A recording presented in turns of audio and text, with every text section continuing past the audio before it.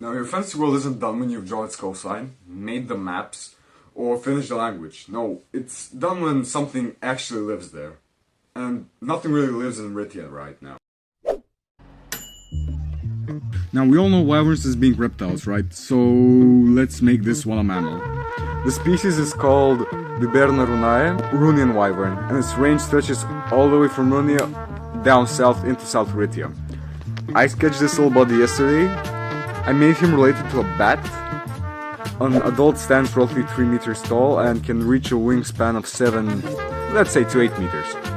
The beard-like fur around the jaw and neck grows longer with age, making it an easy way to estimate an individual's maturity in the wild. Some specimens can live for as long as 85 years. Because the Rhunian Wyvern hunts primarily at night, vision becomes one of its most important adaptations. Its eye sockets are much larger than those of a human or dog, allowing it to track movements from high above in low light conditions. The nose falls somewhere between that of a pig and a bat, relying heavily on scent to locate prey across open terrain. The ears are another important consideration you should have. They aren't quite as sensitive as the wolves, because wolves don't fly, but they are shaped to preserve hearing while air rushes past the skull during flight. Now we get to the mouth. One large upper fang and a smaller lower fang immediately give us its saber-toothed appearance. But the real adaptation lies deeper in the mouth. Unlike almost every other mammal, the inner teeth point backwards. This allows prey to become trapped once bitten. The hunting strategy follows naturally from this anatomy. The prey is seized, crushed and immobilized before being released. Only when the wyvern begins chewing properly, using the molars at the back of the jaw. These details will seem very extra, but everything in hard fantasy should be extra. We're not creating paradise here, we're creating a world like Earth, only making it ours.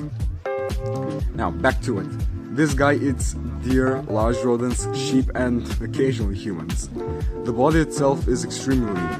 Like many aerial predators, it cannot survive long without food reserves. I'm making this guy very bellyless, as you can see. Most individuals roost in caves, although during prolonged hunts they often spend daylight hours sleeping beneath forest canopies or other shaded areas. That's why they aren't a pleasant surprise for travelers. Each arm possesses 5 fingers, 4 support the wing membrane in the same way they do in bats. The 5th remains short and free, ending in a large hook-shaped claw used for climbing and gripping surfaces. The feet are equally specialized, 5 flexible claws, like ours, only clawed, making them excellent at catching rodents and securing prey. The hind limbs are massively developed, especially the calves, hamstrings, and quads. Launching a 3-meter mammal into the air requires a serious firepower. Those same muscles also help absorb difficult landing. The red eyes can help reinforce its nocturnal nature, and with the final shadows and highlights, our Rhunian Wyvern is complete. Now, our second animal survives very differently. For most of the year, the Kyllifere feeds on tropical Ritian berries, fruits, and vegetation. But during the dry season, those resources begin to disappear. And that is when the Kyllifere becomes something else entirely.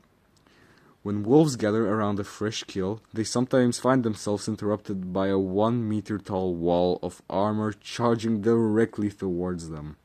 The Kyllifere lowers its head and accelerates. It crashes into the pack with enough force to scatter them from the carcass. Most predators quickly decide the meal simply isn't worth it. Only then does the Kyllifere begin to feast. It isn't a predator, it's simply an opportunist. During difficult months, it supplements its normal diet with insects, eggs, small mammals, and carrion. This behavior has earned the species a reputation for being unusually bold, particularly during droughts and dry seasons. Now that we understand its behavior, we can begin designing the animal itself. Like the wyvern, it's also a mammal. From nose to tail, it can measure around 1.9 meters, 2 meters long, and can stand a solid meter tall at the highest point of the shell. Its body immediately brings armadillos to mind, but unlike an armadillo, this animal evolved for speed as much as protection. The feet are broad and flat and 3-toed like a rhinoceros. strong legs and long strides, making it surprisingly agile despite the armor it carries. The shell itself follows the same philosophy. Rather than rounded at the dome, like a turtle, or segmented rigidly like an armadillo, the shell can be streamlined and aerodynamic. The rear slopes downwards at roughly, let's say 20 degrees, helping reduce drag while running. This doesn't need to be perfectly rational though, does it? It's still fantasy.